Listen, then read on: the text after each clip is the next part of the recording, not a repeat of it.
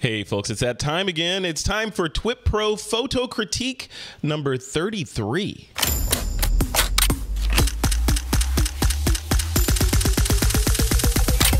This is TWiP. Hey, welcome back to another episode of the TWiP PRO Photo Critique. I'm here with my partner in crime for these critiques, and that's Mr. Troy Miller, who's hanging out down there in Southern California, enjoying the beautiful weather and all that. Hey, Troy Miller, what's going on, man? Hey, just hanging out. It's warm today. It's not supposed to be this warm in September, is it? Yeah, it is. Well, I don't know. You're kind of inland, so what's the temperature? It's like 85 today. Yeah. Oh, geez. Yeah. That's likely. So what have you been up to? I know you're always up to something. Every week I speak to you, something new is going on. Like, I know, what was it? I don't know if we talked about this on a previous show, but I know you had a wedding adventure where you had to deal with a videographer that was, we won't name the date or the people, but you had a videographer that was, let's say, less conducive to working with others, right? Are you down off that rant now? No, it's always that way. I don't know. And you know, no offense to you videographers out there, because I mean, there's great videographers, and I have some that I work with, but then there's others. They just have no clue. Mm-hmm. You know, and I don't know why. It's because we have to share a space, right? You know, and we got to share our couple. Your fish tank.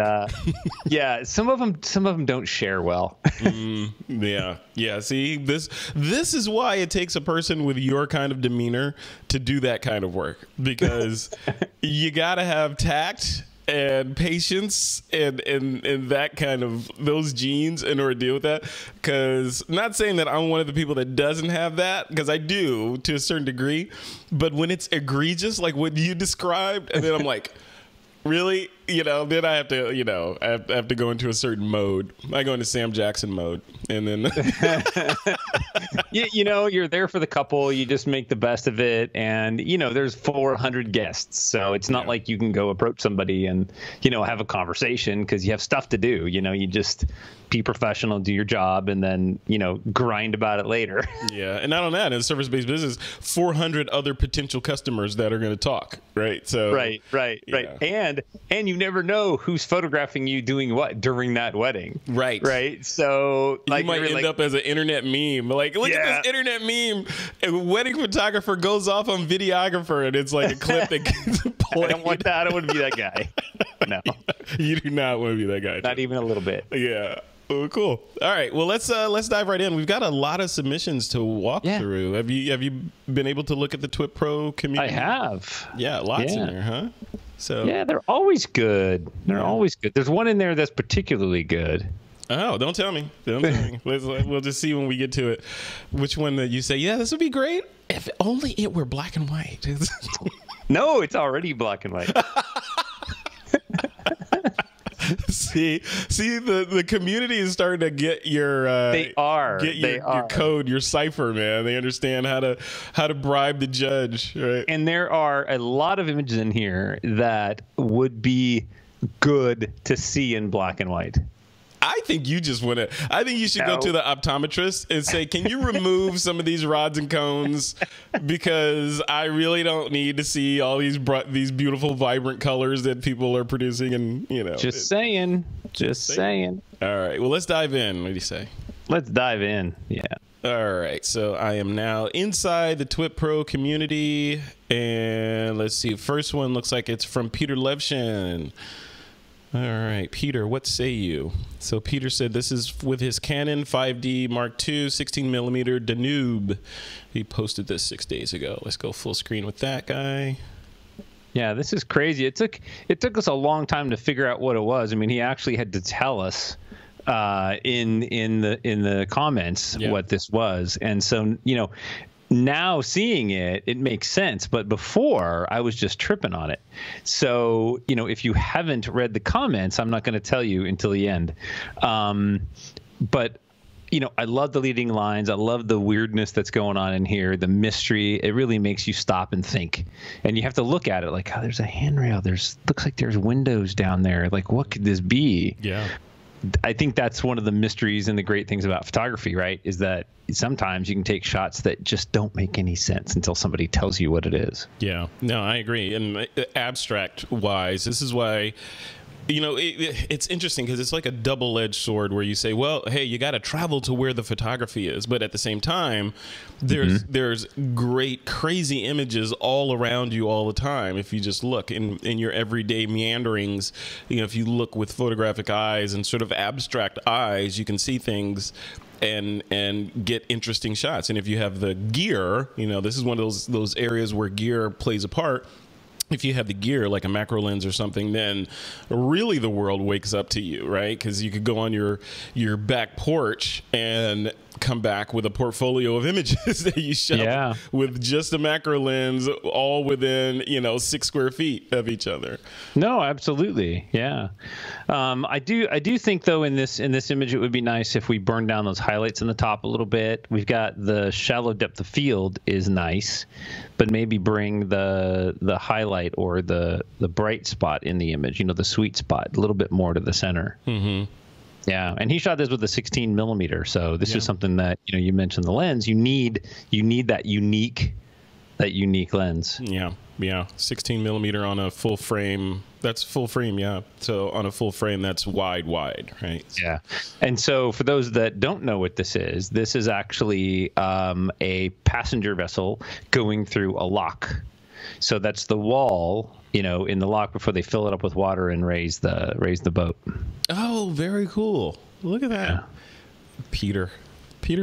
Peter's talented.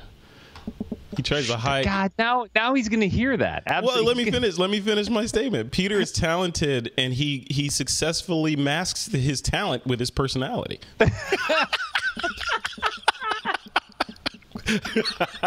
Okay. How was that? I got you, Peter. Peter. He's yelling at us right now. He's yelling. I see that look on your face, Peter.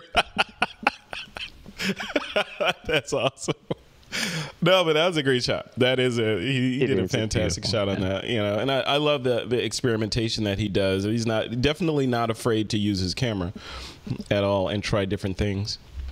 This next shot is from Gigi Imbrix, and she says, love to have this photo critique. Took a course on light painting with Derek Black and fell in love with the process, so I thought she would try out a Western saddle. This was taken with her Fuji X-T2 at ISO 200 f8 at 30 seconds, and she used a pen light to light the image, process some of the textures to give it a dusty feel and a Western look. So let's bring this up on the screen for us so that the audience can actually see what we're talking about. All right, there it is. Look at that. Yeah, I'm just have you ever done this before, like light painting for kind of this paintery illustrative look? Mm-hmm. Yeah, light painting is fun. It's something that's a life learned skill, right? Like it takes forever to master, or you're always learning new things. So light painting is really fantastic. God, there's a photographer that's totally skipping my mind. Maybe I'll think of it. That does a lot of crazy light painting. Like he's done trains and airplanes and Joe McNally paints with light, but he's known for painting with his strobes. But yeah, no, this is another guy. I'll think of it. So, you know, painting with light is challenging. So, you know, whether you do it in multiple exposures or one single exposure, you get in there and paint. But one of the amazing things is you put light exactly where you want it. And I think that, you know, in an image like this, like, what do you want me to look at? If you're light painting, you should be able to light only the things that have the most importance in the storytelling of this. And, you know, avoiding reflections and highlights and things like that. I mean, it's a fantastic image. I mean, this is a beautiful image no matter how it's lit. Oh yeah, I could see this hanging in Bozeman, Montana, in a hotel room or a hotel lobby or something. Yeah, it is beautiful. You know, the interesting thing about painting with light is because you're essentially shifting time during the image making process, and during the post-processing process, because, you know, one of the folks that I interviewed before is Eric Kuna, who shoots rockets, you know, rocket launches from SpaceX and all those guys, and he shoots multiple images, some of them in the foreground that are light painted before the actual vehicle launches, and then the compositing, he composites everything into the back and, you know, together in post-processing, which is basically compressing things that happened over multiple points in time into one single frame. And that's what Gigi's doing here as well, right? So right. when she drew the light on that saddle to get those highlights on the saddle, that happened, you know, at a different time, at a different point in time than when she painted, say, you know, the lasso there. So yeah, it's interesting if once you get your brain around that, you don't necessarily have to capture everything at the instant that the shutter opens and closes. You can, given all things, you know, tripod and all that stuff being introduced into the mix, you can get pieces of your image and then put them together later and still have a, you know, and arguably a better image than what you would have had with a single exposure, right? Oh, yeah. I mean, you know, there's two ways to do light painting. You can just open the shutter and you can paint, or you can do like what you're saying is you can paint, you know, multiple exposures at multiple frames with different lighting from different directions and things. So what you want to do with light painting is you want to make it look like a way that you probably couldn't light with just studio, or studio stuff would be too complicated. So in this instance, you know, get a little bit of light, you know, under the saddle, you know, make it look like it's glowing there, you know, bring a little bit more light on the rope from the back left edge, you know, backlighting, edge lighting the rope, for example, you know, things like that, backlighting the back edge of the saddle so that we can see that edge against the background, things of that nature, things that you sculpt the light in more ways than you would just with a studio light. Yeah, absolutely. I think one of the most stunning light painting techniques I've seen, I can't remember exactly what the car was or who the photographer was, but they had taken a car to some vista somewhere in California on the coast in the middle of the night when it was dark and very little ambient lighting, and used one of those what do you call it that I use, one of those light sticks, the ice lights. And that was their tool for lighting the entire car. And using that technique, they were able to get these really long, beautiful specular highlights down the edges of the car.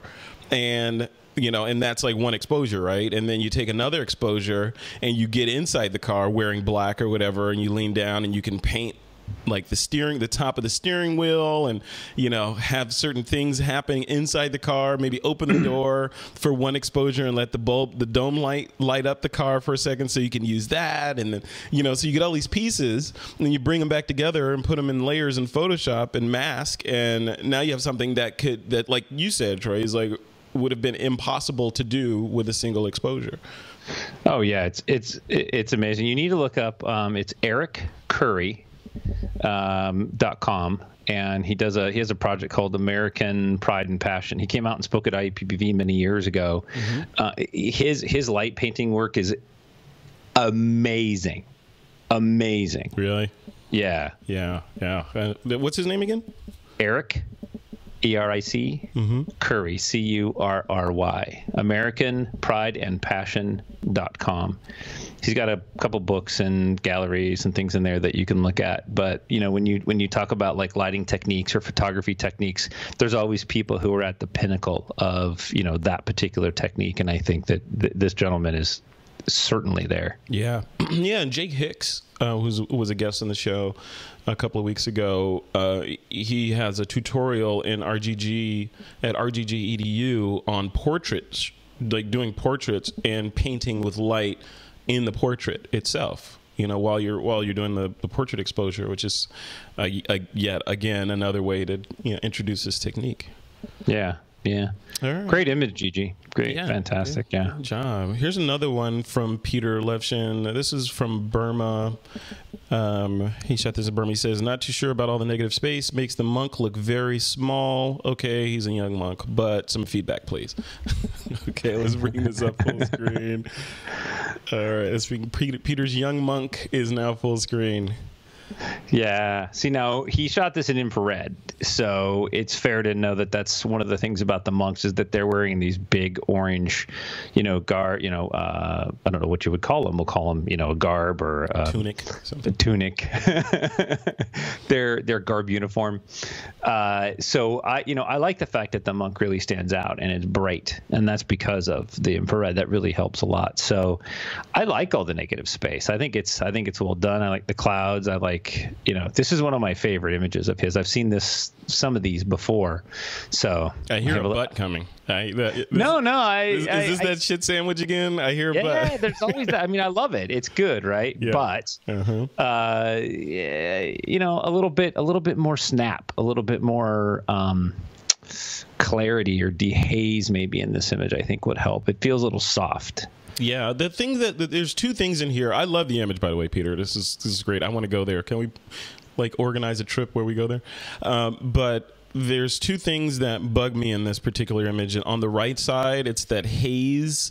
I can't tell if is that an artifact from the processing or from this being shot in infrared, or was there really low-lying fog on those trees on the right side of the image. Then on the left side, there's that ominous dark thing that looks like it's about to eat the monk, right? Yeah. So I don't know what that is, and I don't know if there's anything you could have done about that, but it's distracting because it's like, what? There's no data in there, virtually no data. So I'm looking at it and like, what's going on? So what my brain then goes to is like, well, maybe that side on the right was that dark, and Peter tried to bring it up, thereby losing a little bit of the contrast and detail in it, but there was no data in the black spot on the left side, so he couldn't do anything except leave it there. And then I was thinking, like, what would I have done? Could maybe, I wanted to save this for this conversation. I'm like, maybe using content aware move or whatever, I would have moved the monk to the other bell and cropped, that would be really hard to do. Why? I think you could do it successfully, like with a simple cloning, content-aware clone or whatever. No, right? no way. You don't think you can move him over there? No. I mean, maybe if you're a Renee Robbins, like you speak Photoshop, you could do it then. Yeah. But that shadow and the different color of the rocks and the scaling, your perspective would be all off, you think? You know what? I couldn't do it, and I think it's going to be hard to make it look right. All right. I'm going to throw the challenge out there to Peter. Peter can't do it. How do you know what Peter's capable of? Come on. Peter might be able to do it. You know what? Maybe Peter should submit this and let the TWiP Pro community play with it and see if they can move the monk. There you go. Maybe, we'll see who has the skill. Peter, if you're up for it, say so in the comments and release the hounds of TWiP Pro and see if some of the Photoshop wizards in there could move the monk to the other bell and see if it's possible. No, we're gonna get all these photos with the monk on top of the bell, the monk in the background, the monk flying through the sky. Awesome. But I do think he needs to crop the right side off a bit, though. Looking at it more and more, that hazy area, it looks like he tried to dodge it. Maybe crop it off just past the wall. Because then the monk still stays in the lower left thirds. It still looks nice and good, and it kind of gets rid of that muddiness over on the right. Yeah, it doesn't force me to look over there. I don't know what you would do about the left side. Maybe crop a little bit of it off. Maybe, midway in the black. I don't know. Or just get, maybe just crop, because there's a third bell or a fourth bell, really. But on the far left side that's cropped off, maybe crop that out. But then, your monk would be a little bit too close to the edge. But I don't know. Yeah.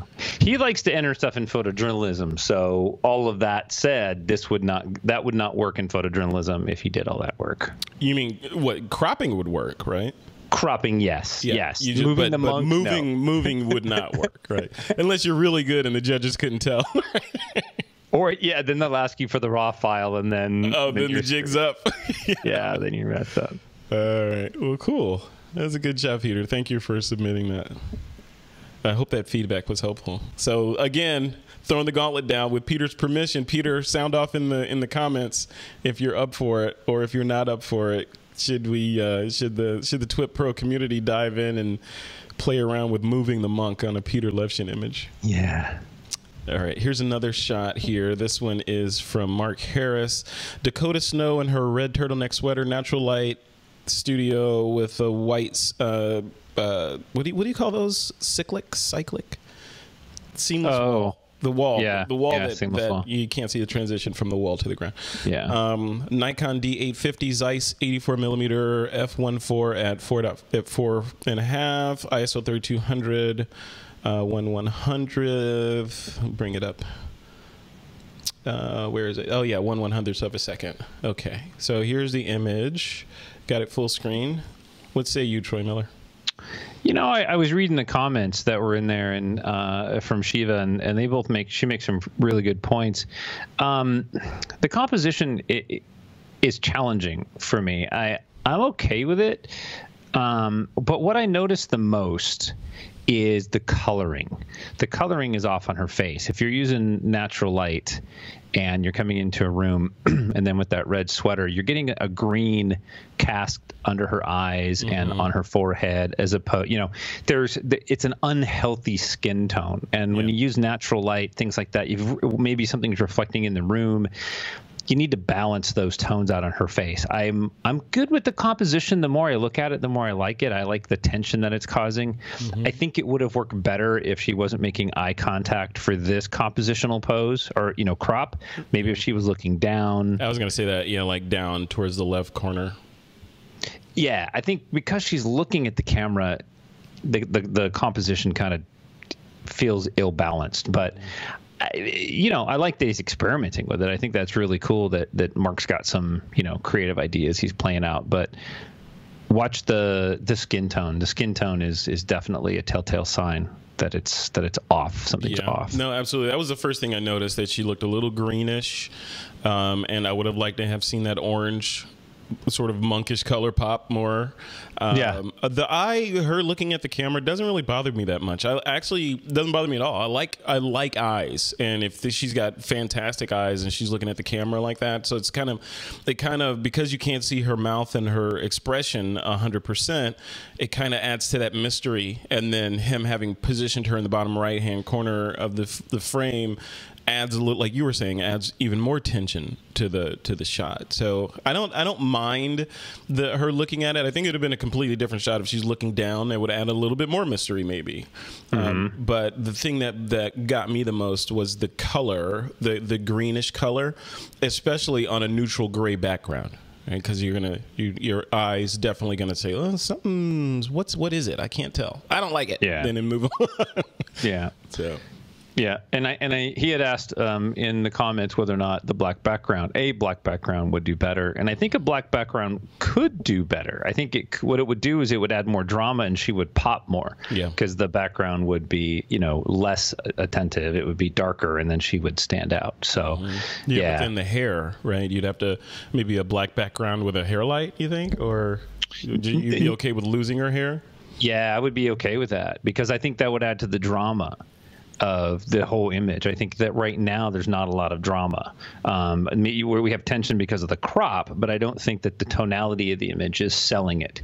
So if you went darker, you went a dark background, you brought the exposure down a little bit, to mood it up a bit, and then fix the color toning on her face, I think you could go a long way with this image. Yeah. And I'm a big fan of, I love portraits. There's something about stark portraits, and stark as in the minimalistic, not stark as in Game of Thrones, but stark portraits that have these black backgrounds that really gets me. I don't know what it is about the sort of mystery of a black background, just like not knowing what could have been back there, or it drawing your attention into the subject or something. But there's something about a completely black background that to me just signals intent.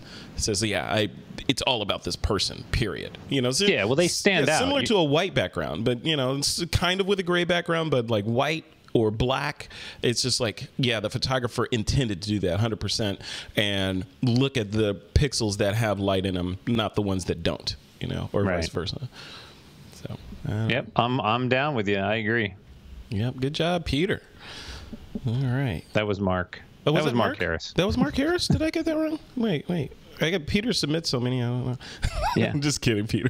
I think he only did 2 this time. Good boy. Oh, he's exercising restraint. Ah. All right. Yeah, thank you, Mark. That's great. Moving on, we got Mark Domke, Abandoned Tracks. Let's pull this one up. No caption. Yeah, just Abandoned Tracks. And here we go. There she is. Look at that, a drone shot. See, that's the thing about drones. Much like with, I'm assuming this is a drone, but much like with macro photography or even like the wide angle stuff we saw with Peter in the first shot, these kinds of shots that are taken with intent to show geometry or patterns that are you don't normally see from your 5 foot to 7 foot day, right? When you break outside of that 5 foot to 7 foot range and look at the world from literally a different perspective, you see all kinds of shots. And that's one of the things that bugs me that a couple of years ago really got me down about photography. And that was, everything has been taken already. It just felt like, especially like landscape photography, you go like, and I say this on the show a lot, you go to the Golden Gate Bridge or El Capitan in Yosemite or wherever, right? New York City, and you want to shoot the skyline, whatever. And I look at these beautiful vistas and I think, there's nothing new here. There's nothing that I can add to the global pixel, right, gross national product of photographers. I can't add to the equation by taking a picture, so I end up not taking anything or taking a crappy I was here kind of picture versus something like this where hey, these railroad tracks may have been photographed before, but I'm going to do it with my drone from a perpendicular angle and shoot straight down and, show that, that these are railroad tracks, but you've never seen them like this before. So I don't know. What do you think, Troy?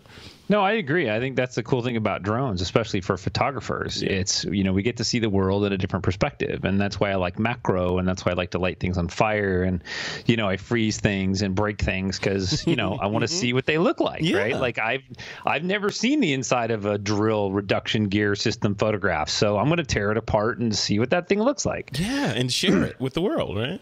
Yeah. So this is one of those kind of shots. And I love railroad tracks. And I love all of us have photographed railroad tracks at some time, the leading lines and the vastness of it and stuff. So this caught my attention right away. This is one of those photos I talked about early on. I know what you're going to say. I'm not going to say it. Yes, you are. But I would crop down from the top. I would just crop out that top rail a little bit, and maybe crop up from the bottom just to clean it up a little bit. But that's it. I love it. I like the graphical element of it. I agree. Yeah, I would probably crop down from the top. But for some reason, I like the crackled dirt in the bottom. It adds to, with the dry, almost dead foliage on the tracks. It just adds to the fact that this is someplace that doesn't get a whole lot of water. It feels like that. Or maybe it did, and now it's gone. That's why we have these patterns or something. Right. Yeah. Old wooden ties in there and stuff. Yeah, those unsuccessfully weather treated wood planks in there that the weather is eating away at. No, I thought you were going to say you wanted this to be black and white. You don't want this to be black and white? Well, I did say that. I did say it very subtly. I said, this is one of those images I talked about in the beginning. Oh, you slipped it in there. But you're 100% right on this one, though, I think. Not that you're not right on the other ones, but this one definitely 100% right in that, like we say, if having color in your shot is not substantively adding to the story that you're trying to tell with the photo or the impact of the photo, try it without. And this is one of the ones, it looks like Mark has desaturated this somewhat. Anyway, why not take it all the way and pump up that contrast a little bit to see, what it would look like void of color and just with the image data and no color data. Yeah. So yeah, because it's a graphical element. Yeah, it looks really nice.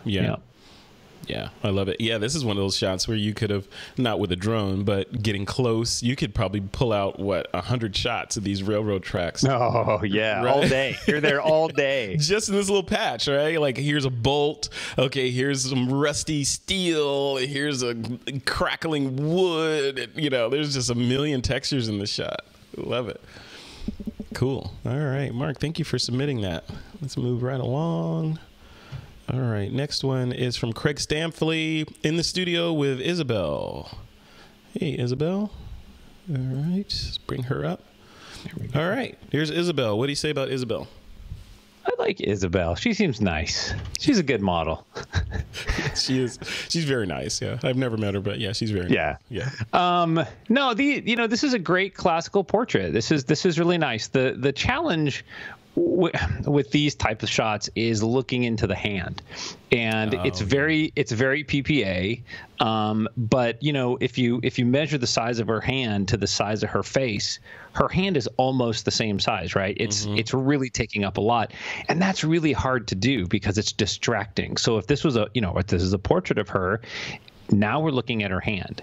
And then also the underneath side of our arms are always brighter just because we don't tan there, right? I mean, we do, but you don't walk around with your arms up, your palms up. Right, so that's brighter than her face. So there's a couple distracting elements going on. So in this one, I would say that had you rotated the hand into her face a little bit, shown the outside edge of her arm or her hand, that could have really helped a lot. Other than that, I mean, the light is handled really well. The background's nice. There's some toning like inside of her hand and things. You want to even that out?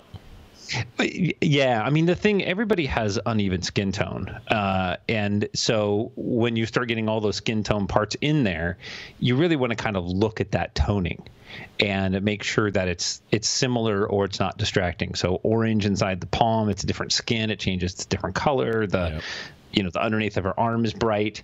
So those are just some things. And then just as a pose goes, her left arm is just hanging there. And, her shoulders are flat and straight. So I'm guessing she's just sort of standing at attention. Yeah. Or sitting on a stool or something. Yeah. So, getting that body language to relax and put weight on one leg or the other, or lean a little bit into the camera, drop that front shoulder, that's really going to help a portrait like this a lot. Yeah. What do you say about the one? I agree with everything you said, especially about the hand, because that my eye goes directly to her hand, I'm sure, and I know that wasn't Craig's intent. So yeah, just turning her hand a little bit towards her head would have changed that whole area up there. It would have reduced the surface area of her hand, or the number of pixels that are getting recorded, thereby making attention go straight to her face, right? Versus you competing with her face and her hand. Secondly, I wanted to get your thoughts on this, since you do this every day, right? So retouching wise, not that she's out of shape or anything, but like the way that she's posed, her left arm looks probably bigger than it should look. Would you reduce that? Like, would you liquefy that, or would you leave it like it is, or would you pose her differently to reduce the surface area of her left arm? I would pose her differently, because you can add 10, 20, 30 pounds easily by the rotation of a pose. So if that left elbow was out, or the hand was out leaning on a chair or something, and she leaned into the camera slightly, it would change all that body shape and emphasis, especially on that left arm, and the right arm as well. It would change that. So would I do it in post? It depends on the client. It depends on how I think they feel about themselves. If they're self-conscious, I may, but if I do, and if I did, it would be so subtle you almost couldn't tell, but it's just enough to make a little bit of a difference. Yeah, which is successful retouching, right? It should. Yeah, you shouldn't be able to say, "Oh, nice retouch job on that arm, Troy." Yeah, no, and I rarely do that anyway. It's just if I think that either, "Ooh, I didn't pose this well enough," or "Oh, my lighting really accentuates, that mark on her face," or whatever. Then I may. Yeah. What about teeth in this one? Like, her teeth look like they're perfect, right? But I know a lot of retouchers and photographers that will always brighten the teeth to make them closer in tonal range to the whites of the eyes. Now, have you heard that, or do you do that? And would you apply that logic to a photo like this? That's going to be user preference. I don't whiten the teeth. But I photograph real people, meaning that I'm not photographing models. I'm not doing fashion. I'm not creating, a commercial product. They all know what they look like. Yeah. So, I mean, if she has lipstick on her teeth, I'll fix that. But I'm not going to whiten the teeth beyond what is natural for them, because my client would, might be insulted that, well, geez, Troy didn't think my teeth were white enough, right? Right. Now, like a model or a fashion shoot or something, or a commercial shoot, they may expect that, and that's okay. I don't do it. Yeah. So, and I don't whiten the eyes either. Interesting. Yeah, but where do you draw the line though? Like you said, if there's a mark on the face, like if there's a scar on someone's face and it's fairly obvious, would you take that scar out, or would you ask for permission to take the scar out? Because the scar may have some sort of emotional value, right? So, and who are you to say, well, you look better without it, right? How do you make that determination? A couple things. So I have a fairly rough face already. I have some pock marks, I have some scars, and I know they're there. So if you take them out, that's not me. It doesn't look like me. Sure. Right. Yeah. So when I photograph somebody, depending on how I lit them, if I've accentuated that mark beyond what, say, good lighting or softer lighting might have shown, I would reduce it to a point that it looks more natural. Like when they're looking at themselves in a bathroom mirror, they're usually lit pretty flat. They're still going to see the marks, but if I sidelight somebody, that mark is going to show a lot, right? Like a mole or a pock mark, because it's going to create a shadow. So I would soften the shadow, not get rid of the mark. Oh, okay. So you decentuate or make the flaw, quote, holding up quote fingers, the flaw less obvious, right? Right. Because it's lighting, right? And then it yes, it's still there. Yes, they can see it. Yes, you didn't take it away. But it's less obvious, and sometimes lighting can make things super obvious, even beyond what most people are used to seeing themselves in. Really harsh edge light and things like that can really be surprising how much texture we all have on our face. Yeah, no, for sure. Very cool. Well, definitely food for thought. I like the conversation about just lighting in general, where when I was going through the military and I was going through photography training, one of the exercises was just to walk around and notice light for a week, right? Where there's specular diffuse, and look at the highlights, look at what the quality of light, whether it's an overcast day versus a zero cloud sun only day, and what that does to detail to things on the ground. And make note of that. So you're walking around, you're seeing trees that are casting shadows. Therefore, you can kind of get an idea of how tall that tree is, and you get all kinds of data from the shadows, right? Yeah, absolutely. Yeah, and then but the cool thing is about all this that I picked up on and still remember to this day, like 5 years later, is the the idea that those rules, whether it be a car casting a shadow, a building casting a shadow, a ship casting a shadow, translate down to the skin level as well, right? Oh yeah. So those same shadows, if it's an overcast day, somebody with flaws on their skin, those flaws are going to be less obvious on overcast days than they would on bright sunshiny days, which is kind of counterintuitive to beautiful California people running around the beach with no clouds in the sky, right? Yeah. Because theoretically they're at their worst, lighting wise when the sun's out versus when it's a cloudy day, like most Midwesterners are familiar with, right? You get these nice cloudy days and everyone looks fantastic. So I don't know. I love light. See, you got to love the light. Yeah, you gotta see the light. You gotta see the light. So thank you. Who's this? This is Craig, right? Yeah, Craig. Craig. Craig's next image is actually really interesting because it uses all the shadows. Oh, let's bring that up. Craig Stampley in the studio with Lucy. All right, let's bring Lucy up here. It's trying to load Lucy. I'm gonna put it back on us while it's loading Lucy. For some reason, it's having trouble loading Lucy. Yes, in this image, one, it's black and white, so bonus. Yeah, I know, right? Yeah, it's automatic. There it is. Okay, I got it up now. Let me bring it up. Okay. But it's that use of light, which is very different than what he did in his previous portrait, which everything is very flatly lit. This one, it's showing shape and form and contrast and, the use of that directional light, which I think is fantastic. I love this shot. The only thing that I would have changed in this, which you can't really do now, but is I wish her left arm had caught some of the light.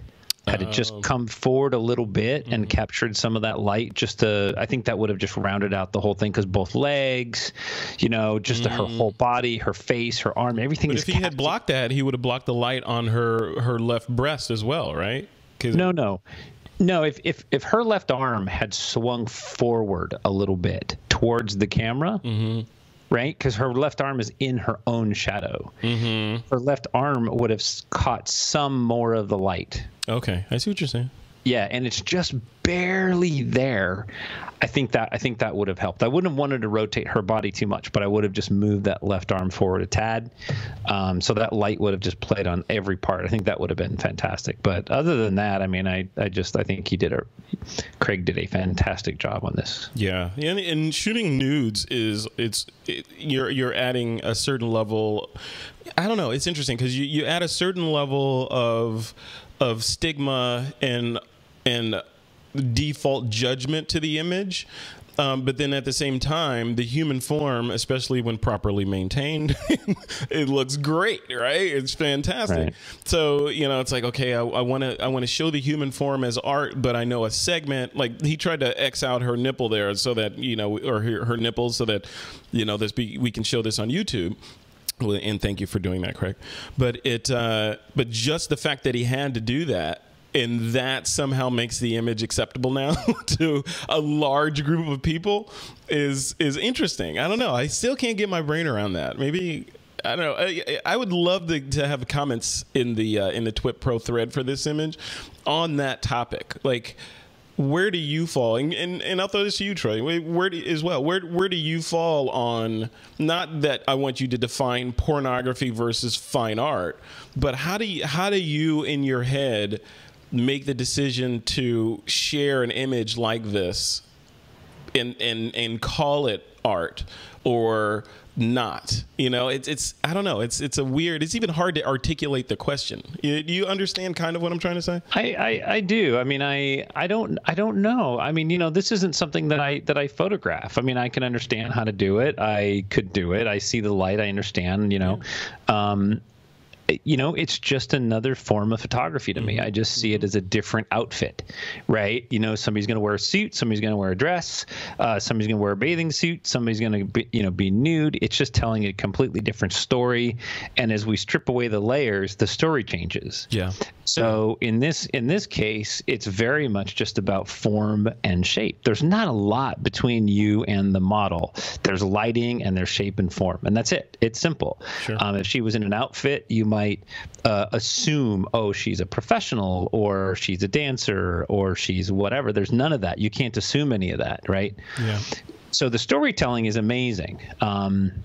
I think that you, as a creative, you create what you want to create and you share it to a community that can appreciate it and move on. Right? Yeah, I think you hit it right on the head right there. That's the crux of it. We are all different. We all perceive things differently. We all have different life experiences which guide our worldview. So if you take a photo like this and share it with other artists, they're going to be like, wow, this is great. Look at that lighting and look at how you pose and all that, like we're talking about. But then if you take this photo and share it with people that don't share that and that are more, I don't know, I'm trying to pick a word that won't offend the people that are this, but you share it with people that have a different sense of aesthetic when it comes to the human form and think that it should be covered up, then you're going to get different kinds of feedback and different kinds of reactions and emotions that come out. So, and that may be what you're looking for. And you may be trying to do the Trojan horse thing and it's like, hey, I want to introduce you to the human form. Check this out. Yeah, share your art where it's appreciated. That's really the goal, right? Like we don't need to fight over stuff. Right. Yeah. And we appreciate enough controversy in the world right now. So love it. Craig Stampley, thank you for submitting that image, man. It's fantastic. Yeah, it's really good. Love it, love it. I love that processing. That, you know, I was gonna, when I first looked at it, before looking at the name, I was like, is that Tim Engel in there? Which does Craig a discredit, because Craig is a fantastic photographer, and you shouldn't be confusing these people. And then I looked at him like, okay, that's awesome. And then I knew it wasn't Tim Engel, because Tim would have cut her arm off. No, I'm kidding, Tim. I'm kidding. Yeah. Boom, boom. I'm here all week. All right, here's another one from Craig Sampley. He says, let me bring this one up here.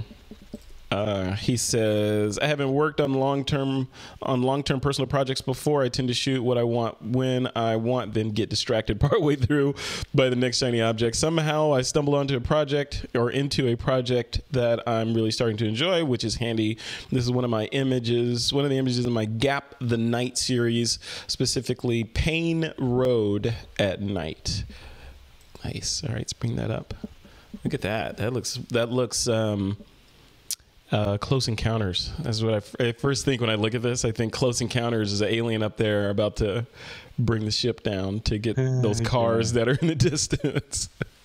Yeah, I wish there were no cars in the distance, but these type of images are amazing. And I gotta say, you know, this is one of the fun things about doing this. Is I was driving through, you know, back home from someplace the other day, and I drove under this big freeway overpass tunnel, and I thought of this image, and I thought, you know, Craig's going out and photographing stuff, and I want to photograph this bridge, and I just haven't gotten here, you know?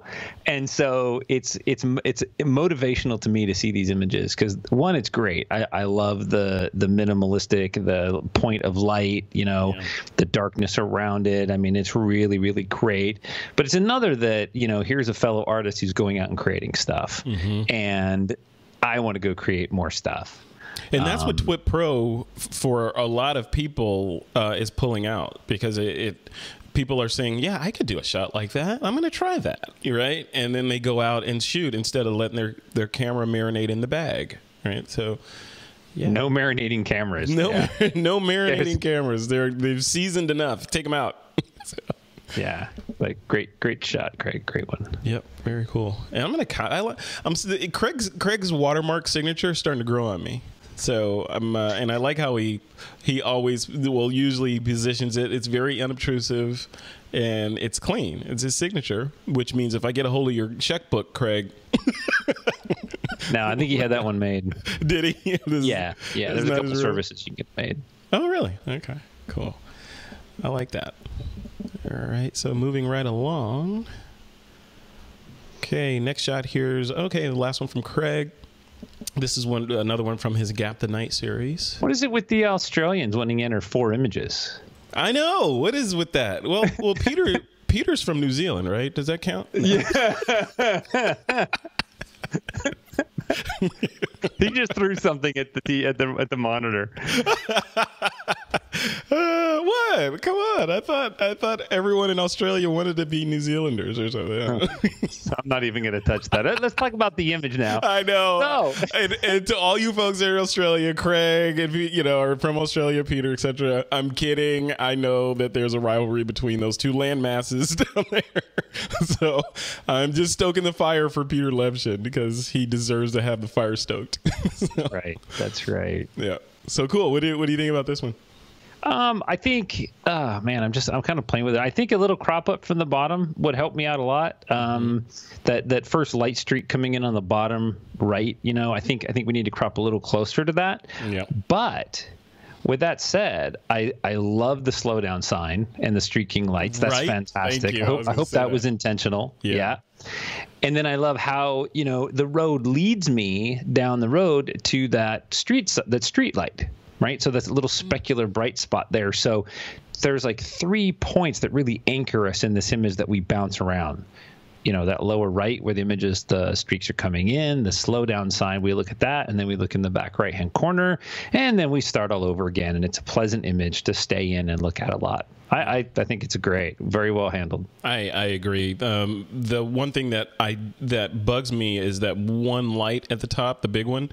Like, I'm holding my thumb. I think if that was either not as bright and burned out or not there, and the refraction patterns that it's making off, sort of in the middle at the top there. That would have, I think I would have liked that better, to not have that in there, because then my eye would have been more on the streaks themselves. And then the other thing, I liked that. I like that. You like that? Huh. Yeah, I would take out the two little ones, but I like the big one there. I think it's a secondary anchor. Oh, interesting. See, subjectivity. Yeah. Subjectivity. And the other thing I was looking at and grinning was, I was like, something is bugging me about this image. I don't know what it is. Something's wrong in this image. And it's the fact that slow down sign is on that side of the road. The left side? You see, I was brought up in this backward country where everything's reversed with the way the roads are in more developed countries. So, so I was looking at that and I was like, oh, wow, look at that. It's why is that on the left side? It's saying slow down when you've already passed it. You will have already passed it's behind the slow down. Why is it? It's not going to help anybody right there. No, that's cool. I love it. Love it. All right, moving right along here, making progress today. Yeah, we got a few more. All right, so the next one is from, who's this kid? Troy Miller. All right, let's pull this one up. So Troy Miller says, this is from a project I started a while back. I had an inspiring conversation with Michael Couts about this. I had an inspiring conversation with Michael Couts, and this image came to mind. All right, very cool. Tilted Pieces of a Man. All right, bringing this up. Yeah. All right, here we go. We have Pieces of a Man on screen now. Tell me about this image. Is this your image, by the way? You shot this? I did not shoot this. Well, you know what? There's some question about whether I shot it or my buddy shot it. This was we shot this digitally back when the first Kodak digital camera came out. This was shot, I don't even know what the model name is. This thing was like 2 feet long, and it was... yeah. You're not talking about the Mavic, the floppy drive one, right? No. The Mavica. It was the Sony Mavica that you put floppy disk. No, this was Kodak. This was Kodak on a Nikon body. Oh, you're talking about the DCS 420 series. Okay. Yeah. Yep. Yeah. We shot with those in the military. That's why it's in my head. So. Yeah. So, I mean, we both photographed this guy. This was a homeless guy down on the pier, and we both photographed him. I came across this image and I wanted to do something with it for image competition, but I didn't want it to be just a standard grungy old guy portrait, right? Mm-hmm. Like I really wanted it to be something different. I wanted to emphasize different parts of his face and his jacket and everything. So I'm always experimenting with things. So I started, cutting pieces out of it and moving it around. And, my conversation with Michael kind of made me think of that, because he has something similar that he's doing with some of his, his street punk stuff. Mm-hmm. No, I like this. Yeah, like was he the one that did the solarized photo? Yeah. Last week? Yeah, that was cool. Oh, that's cool. I like this. I like the what am I looking here? So you basically created, I'm looking at the post-processing. So you created boxes and then added a slight drop shadow to lift different parts of the image up, but you didn't move them, right? You just basically lifted them up graphically. Yeah. Some of them are moved a little bit. Like the background is pushed back, and it's meant to be offset just a little bit. I will tell you, this did not do well in competition. Why? I like it. Nah, it didn't do well. I don't know. I mean, it's non-traditional. Yeah. Well, as those competitions tend to be, right? Yeah. And so I just do this in here to kind of get, like your feedback on it, and just to share something completely different, I like it. Oh yeah. My first reaction is I like it, and I look into it. I like the detail and the contrast that you put in this image, and his detail, with all the hair and the wrinkles and his expression, it adds to it. And the first thing I look at in this shot are his eyes, and the graphical treatment that you've given to his eyes make me think like, and notwithstanding the title of it, even if I hadn't seen Pieces of a Man, the title, I'd be looking at it and like this guy looks, what the artist is trying to tell me, that this guy had a rough life. He's conflicted, on something, and there are different pieces of him that are I don't know what's the word, that make different pieces of him make the whole of his experience. Right. That's kind of what I get out of it as a casual viewer of the image. And the fact that you shot it like decades ago with a Kodak DCS 420 series camera. Yeah. That shows that, and this image looks beautiful, right? So that shows that all this, I need to make sure I have the latest Fuji, Nikon, Canon, Panasonic, whatever, in order to get shots. That's all crap, right? Pretty much, yeah. I think this is like a 1 megapixel or 2 megapixel image. Yeah. I think those were 2 megapixel cameras. We had to jerry rig battery belts from our friends in the video shop to power. Yeah, because they had spinning hard drives. That was you said it was long. In the 420, the Kodak part of the camera was a hard drive that spun up. Because this is before SSDs, right? So there's a hard drive that spun up and sucked battery like it was nobody's business. It was crazy. But yay, live and learn. And now we have little cell phones that do much better. Yeah, way better. Yeah. Yeah, it's ridiculous. All right, moving right along. Thanks for putting that in there, Troy. Yeah. All right, moving on. Thomas Aaron. He says, I seem to be drawn to scenes in which structure overlays chaos. Sounds like my life. Thinking about making that a personal project. Let me bring this up so I can read the rest of this. So Royal George Bridge, Cannon City, Colorado, 5D Mark III, 1/400th of a second, f/13 at 58 millimeter at ISO 400. All right, bring this guy up. Here we go. What do you think of this? My first thought is this would look great in infrared. Oh, with the clouds? Yeah. That would be crazy in infrared. And black and white infrared, right? Well, infrared. Yeah, you could do infrared is always black and white, right? No, you can do. There's color. It catches some weird colors. Okay. Oh yeah, that's right. I've seen like weird reddish looking foliage and stuff like that.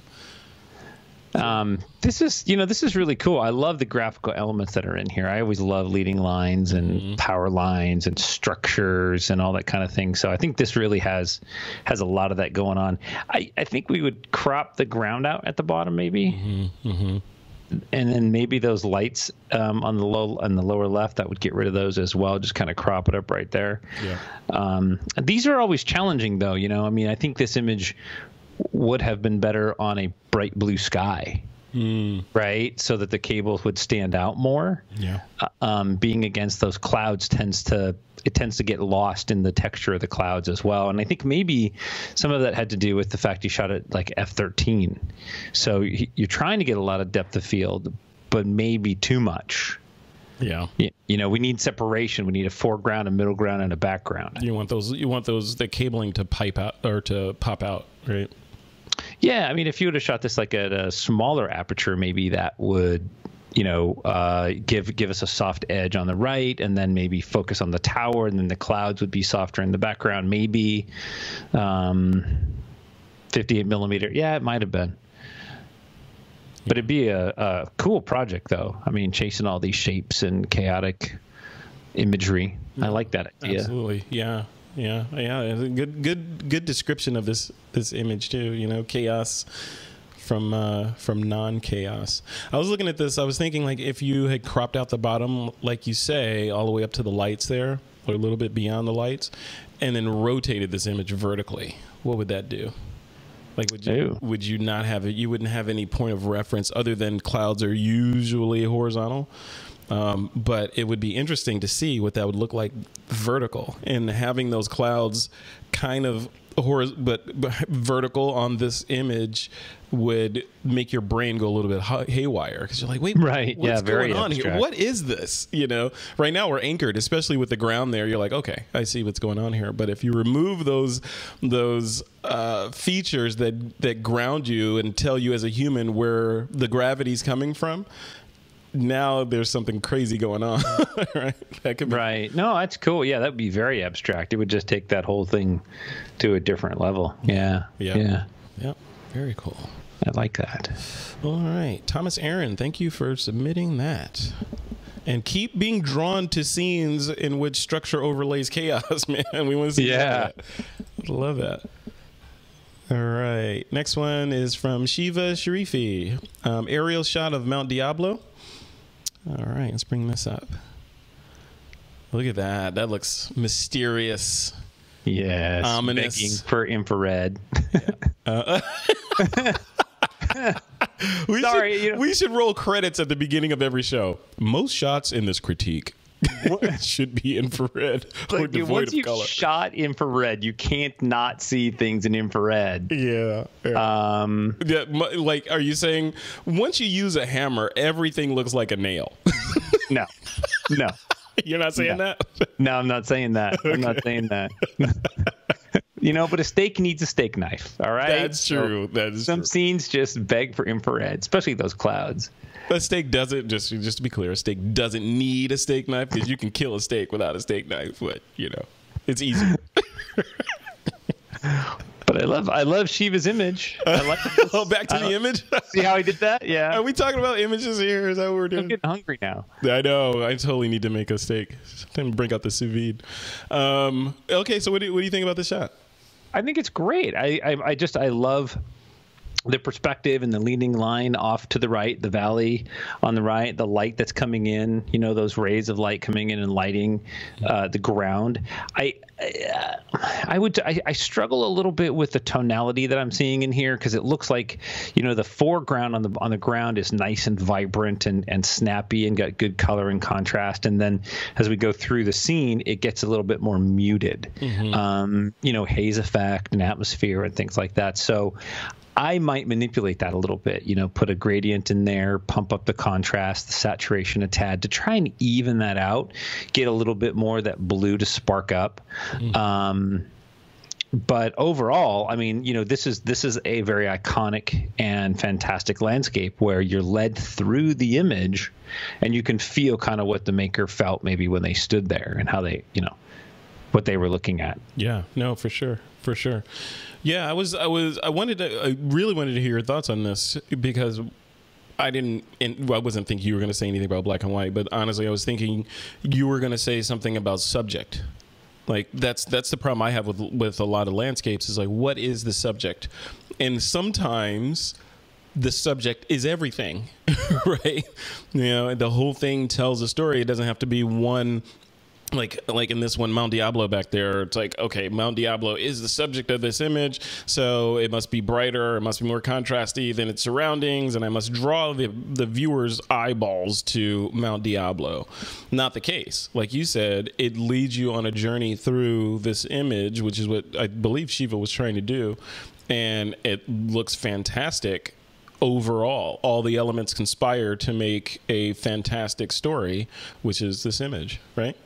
Right. And in any image, I think, my challenge is with tonality and brightness, and those things lead your eye, and those are the tasty bits in an image that we like. So you take a composition like this, you take all the leading lines, and then you add, highlights and shadows and tonal ranges and color saturations and things. And those are things that our brain just loves to sit and chew on over time as we stare at the image. So this has all those elements. And yes, I think, there is no one single subject in this image. I think the clouds, the mountains, the leading lines, the valley, they all tell a single story, and that's okay. Yeah. And it's awesome to see Shiva. Shiva normally shoots people, and she's, well, I don't want to say normally. A lot of the work that we've seen from her has been people, right? And now we're seeing a lot of some landscape. So yeah, congratulations on stretching and showing us some different stuff here, Shiva. Very cool. Very cool. So let's get rid of this guy, and that's in San Jose. I know where Mount Diablo is. Okay, now we're moving on. Home stretch here. Another one from Shiva. Here's and it's a people. It's a people. Here's lovely Ashley and another recent image from my workshop where we focused on practicing backlighting techniques. All right. Nice. I'll let you go to town on this one. This is your this is your backyard right here. Yeah, I love backlight. This is really great. Including the sun can be really fun, and it can be very distracting as well. I mean, if you moved her a little bit to frame left and you cropped out that sun, really would bring focus on her. Now that may not be your intention, right? So this is all about understanding what you can do with the technique and with the elements that are there. So I like the sun in this one. It's nice. I would probably, I don't know that I would leave that much sun in there. It feels really bright to me because it's really distracting from her. But I love the color. You know, it's right away the thing that I noticed that bothered me, or that I would have hoped to be fixed, was her right arm. So, you know, there's an old adage that if it bends, bend it. And her right arm is just hanging straight, and it's killing her waistline. So all she needed to do was push that elbow out and bring that right hand in along her thigh or her leg, or just grab a little bit of her dress, and we would have seen there would have been a little triangle made there. Yeah. And that would have just been extremely flattering and felt a little bit more natural. Love that. See, that is where those decades of experience come in, because you would have, like me, and I've shot a fair amount, you know, or photographed a fair amount of people in over the years, but I know in the heat of the moment where you're especially with Shiva here, right? Because she's teaching a bunch of people, so she's got a workshop going on behind her, and you know, people are asking questions, and she's under that pressure, and fighting, you know, the diminishing sun at the same time. Yeah, yeah. But for like what you were saying, like bend her arm, I probably would not have seen that until I was in Lightroom or in Capture One or whatever, right? I'm like, oh man, I should have bent her arm. You would have seen that there, right?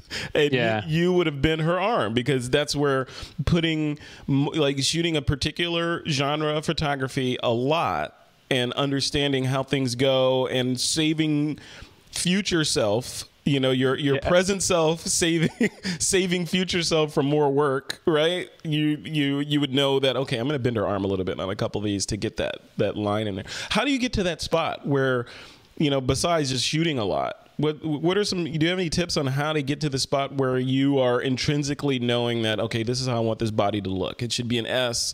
If it bends, it should bend. Like, what are some Troy Miller tips around that? Watch people, not in a creepy way, but just watch people, watch humans move.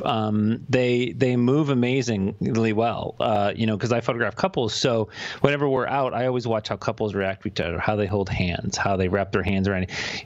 And I try to mimic that, but naturally. So what I would say is watch people for one, and watch how they got to that spot. You know, you're standing in line at the counter, you're going to order some food or whatever. Notice how the person in front of you stands, not how they put weight on one leg or the other, right? It feels very natural. Look at those things. And then it's just, you know, it's practice, practice, practice. You have to be able to get them to that point without moving them like a mannequin. Right. Yeah. So like in this one, what did you say her name was, like Ashley or something? I would say, Ashley, go, bring your hands up, run your hands through your hair, put all your hair on your back, and then bring your hands down and just I want you to just fluff that dress out a little bit. And while she's doing that, she's going to make natural movements. That's the pose. Those are the pose. And you just got to shooting throughout that time, right? Absolutely. Yeah. I'm talking from behind the camera. While she's doing it. And then that way they don't feel like, okay, don't move. Okay, let me bend this elbow. Okay, don't move. All right, put your hand here. Don't move. That gets very uncomfortable for most non-professional models, right? Like they're not used to that. So working with my brides, they don't know how to pose. I have to guide them without making them feel uncomfortable. So yeah, you just talk them through it. You talk them through all the movements and everything. Love it. Love it. Trying to achieve that one goal, though, you know, like this is perfect profile. Oh, I like her hand there. Oh, I wish there was less hair hanging behind her arm, but oh, I want that right elbow bent.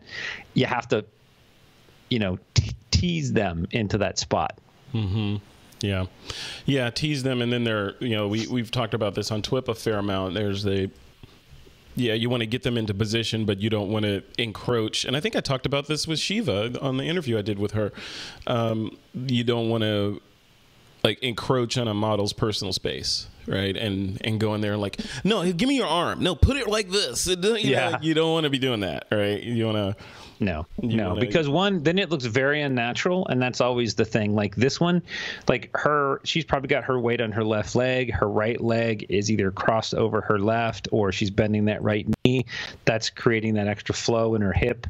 You know, that's natural. But if you just tell somebody to do that, it doesn't look the same. Right. So even just somebody who's willing to let you do that, it still doesn't look right. It looks mechanical. It doesn't look natural. Yeah. Very cool. You need to do a workshop, Troy Miller. I'm down. I want to go play where Shiva's photographing. That's like some beautiful area, right? I want to go there. I wonder if this backlighting workshop was part of the landscape Mount Diablo thing that she did. Yeah. All right. Thank you, Shiva. All right. Steve Van Sickle, TC. This was taken yesterday at a historic site in Western Maryland, the Klotz Throwing Company, a silk mill. A silk mill that sat unused for 60 years. For about 60 years, it's a macro ruins photographer's dream come true, if you don't mind the dampness of the basement. All right. Wow. Ooh, let's do a workshop there. Oh, my God. Look at that. Look at the textures in there. Wow. That's beautiful. I mean, it's beautifully ugly. It looks like steampunk and like distressed landscape from Mad Max and all kinds of stuff. That's cool. Yeah. This is so cool. This is so cool. You got to look up in the feed. He puts a link in there to where this is, and you can go read a little bit about it, how it's been untouched for so long. They have little workers' cubbies that are full of stuff that they left there. But you know, in this image, I really love the idea that the compositional use here with the JC, I'm guessing, or TC or whatever that is. Yeah, TC. You know, it's intentionally, it's right there in the rule of thirds. It's leading us into the image. I dig that. My only challenge with this image is the color, where you have the warm, the rust, the front light is warm incandescent light, and then you've got that cold light coming in from the back. The greenish, yeah. Yeah. Now, if you accentuate that even more, the difference, maybe that would be a cool, like a duotone kind of thing. Mm-hmm. But maybe just take that blue tone out a little bit, maybe warm it up. And I think you would get more continuity throughout the image, and it would feel less distracting. Mm-hmm. And don't be afraid. Don't let me make you shy into saying that this image should be black and white. No, you know what? This is one, when I saw this, my first initial was like, oh, that could be. There's a lot of stuff in there that would be really good black and white. Yeah. But the one thing is this has the rust. Yes. And you need that red gritty rust. Yeah. Otherwise, it just looks like a texture when it's orange or reddish orange. You're like, oh, that's rust. It definitely deserves some black and white consideration because, you know, it's very graphical in this sense. But this is already sort of monotone anyway, right? With the rust and the steel and everything. So it's already kind of going that direction. Yeah. Yep. I dig it. And he's right, man. Like, this is a macro photographer's dream in there. Yeah. And, you could definitely create some magic in there. Very cool. All right. It's a good reason to go to Maryland. Right? Yeah. Western Maryland, the Klotz Throwing Company, a silk mill, unused for 60 years. Wow. All right. And the last one here is from Kyle Nishioka. I should probably reload, but he said, this is Christine as she sat, was being body painted on stage at a First Friday art show in Chinatown several years ago. And he goes on to say, there was just this moment when I was on the side of the stage and caught her attention just long enough to snap this picture. Boom. Look at that. That's cool. Light, yeah, and that's paint on her. She's she's topless. That is a painted on garment. Wow, that's so cool. I can't even paint, you know, a barn. I can photograph the crap out of it, but painting, there's a technique there. Did you see that? I mentioned to you, I think I sent you a text on this a while ago. There's a series, I want to say Netflix, maybe Hulu, probably Netflix, where it's one of those Iron Chef type reality shows, but the gist of the show, or the premise of the show, is it's a bunch of body painters, and they get different challenges every episode to do certain things, you know, and like, okay, now you got to do it with this, or now you got to make this person blend into this supermarket and, you know, be camouflaged with just body paint. You know, it's really interesting, especially from a photographer standpoint, of how these kinds of people or these kinds of artists are able to create realistic looking garments and textures and art on the human form. And it's for me, it's also interesting because, like, you take a photo or you paint something or you sculpt something or you do some pottery or whatever, you end up with something that's going to have a life beyond when you stopped making it. With this kind of art, it's gone right after you do it, right? Right. Well, you know, there's a good lesson there too, is that they have to paint shadows just like we have to make them. Yeah. You know, in our lighting to accentuate or highlight or hide things, you have to be able to paint them. So that's really cool. Maybe that's why I could never do it. Yeah. And what do you think about this shot? This is more of a kind of a street photography, photojournalistic type shot, right? Yeah, no, I really like the quick capture. I like the eye contact. I think that's really fantastic. I think that what we need to do is bring the exposure down.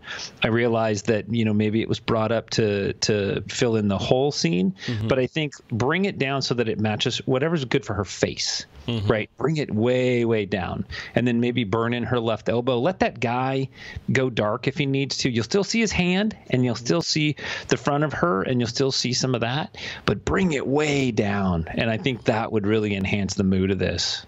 Yeah, no, I agree. And also, I would try a different crop, too, because depending on how much resolution or what camera Kyle was shooting with, if there are enough pixels in here, I would like to see what this looks like cropped vertically, and crop the guy out, but leave his arm in there, and crop her out almost down just to leave a little bit of her arm that's bent in there, so that, you know, when you look at it, it looks like a torso of somebody painting, but then you look closer and you say, oh, that's a nude body. You know, that's actually paint on that nude body. You know, just to remove those other elements and make it more of just a hand painting a torso, kind of. I'd like to say, you know, at least like to see what that looks like. Yeah, I'm holding up my hands to kind of crop it here, and it seems like it'd be cool because you have that hand in there that's painting on what's obviously a human body, and that's the first thing you would look at. Then the second thing you would look at would be, oh, what's that paint? Oh, and she's nude. What's he painting? Oh, he's painting the actual garment. That means this is nude. Is that a woman? Yeah, that's a woman, you know. So nice. Yeah. Yeah, it'd be kind of interesting to see what that looks like. I mean, this one, like, as photojournalistic, for me, as a photojournalistic shot for the First Friday organization that was putting this on, or as part of a photo story, great, awesome. But if there are the pixels there to make this larger and crop in a little bit, I would love to see what that looks like. Very true. No, that's a good perspective. I like that. Yeah, I like that. Good shot, Kyle. Yeah, Kyle rocking the house down there in Hawaii. All right, that's it, man. That is it. Let me reload.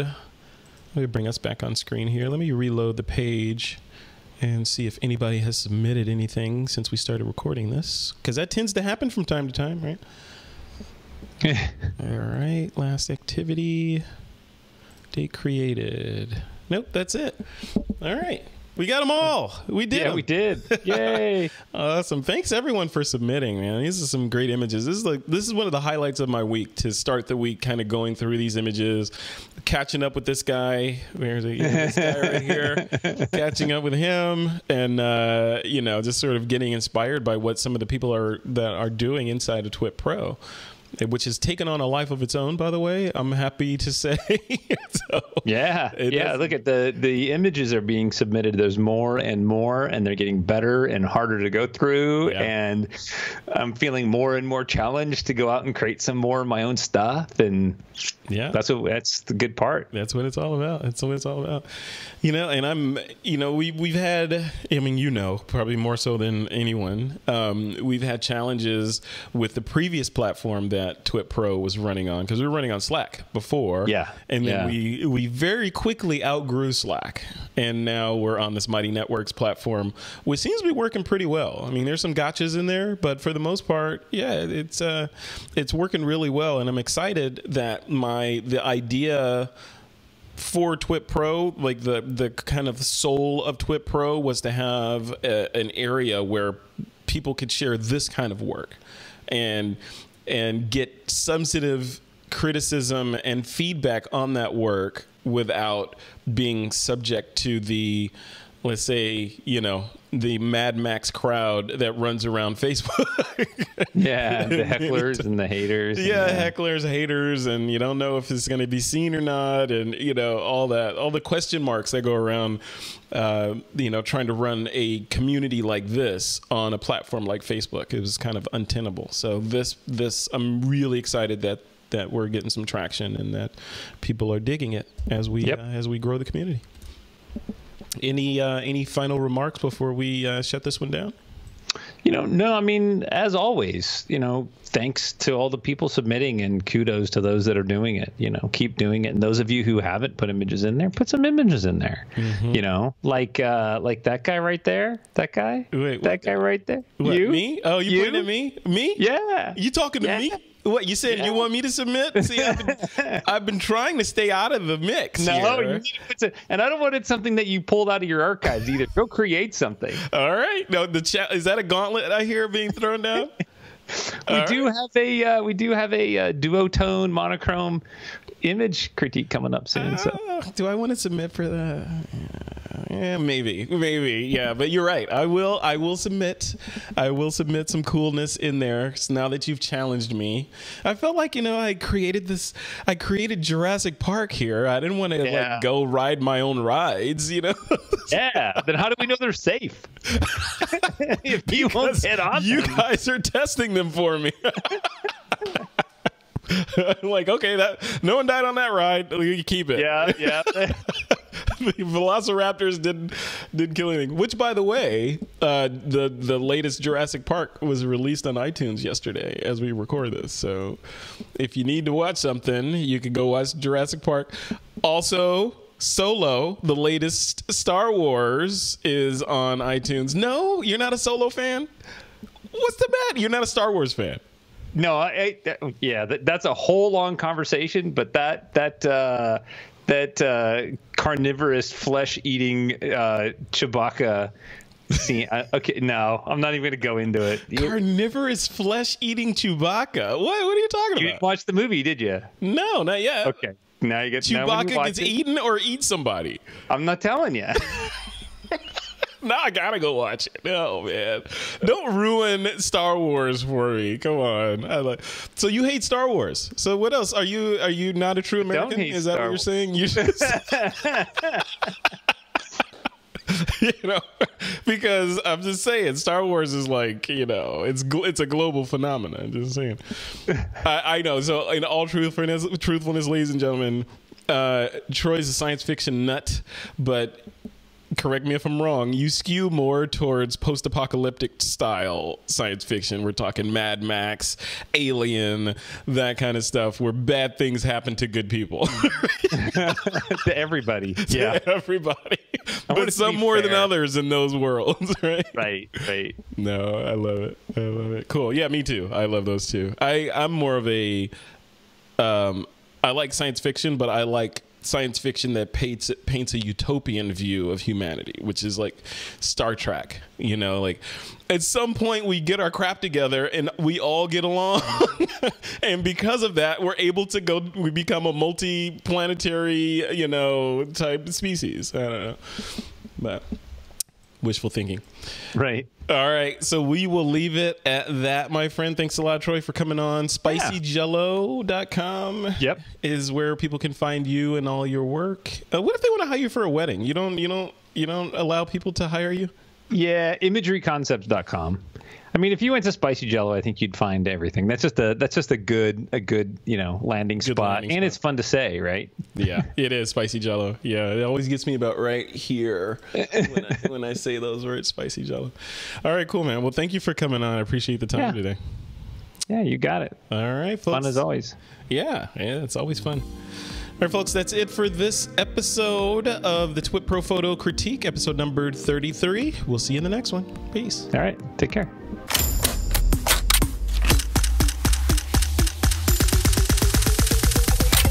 This is TWiP.